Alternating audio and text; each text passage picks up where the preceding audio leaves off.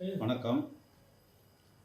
சமூக வலைத்தளங்களில் சில என் மீது அவதாறான ஒரு செய்தியை பரப்பி கொண்டிருக்கிறார்கள். இந்த செய்தியை நான் எந்த இடத்துலையுமே நான் சொல்லலை, எந்த இடத்துலையும் சொல்லலை. அந்த செய்தி சம்மந்தப்பட்ட நபர் ஒருவர் சொன்னதாக சொன்னார். அதனால் மீண்டும் அவருடைய பெயரை நான் சொல்ல விரும்பலை.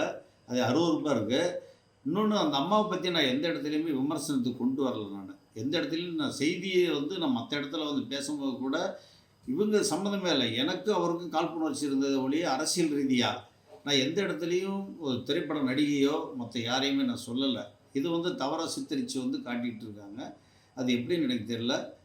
திரைப்பட இயக்குனர் உயர் திரு சேரன் அவர்களுக்கும், ஆர்கே செல்வமணி அண்ணன் அவர்களுக்கும் மற்றும் திரிசம்மா அவர்களுக்கும் என்னுடைய பணிவான வேண்டுகோள், ஒருவேளை உங்கள் மனது புண்படும்படியாக இருந்திருந்தால் நான் சமூக வலைத்தளம் மூலியமாக நான் என்னுடைய மன்னிப்பை கேட்டுக்கிறேன். நன்றி. நான் பேசியது அரசியல் ரீதியாக மட்டும்தான் பேசியிருந்தேன்.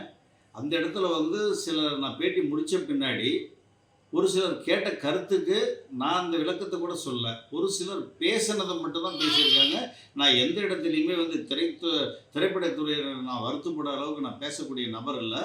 ஒருவேளை அப்படி பேசியிருந்தால் தகவல் உங்களுக்கு தப்பாக கிடைச்சிருந்தாக்க நான் இந்த ஊடகம் சார்பாக உங்கள் அனைவருக்கும் பெப்சிக்கும் திரைப்பட நடிகர் சங்கத்துக்கும் மற்றும் சம்மந்தப்பட்ட அந்த திரிசம்மாவுக்கும் என்னுடைய வருத்தத்தை தெரிவித்து, ஒருவேளை மனம் புண்படும்படியாக இருந்திருந்தால் என் சார்பாக வருத்தத்தை தெரிவிக்கிறேன். செய்திகளை உடனுக்குடனும் துல்லியமாகவும் தெரிந்து கொள்ள சப்ஸ்கிரைப் பண்ணுங்க.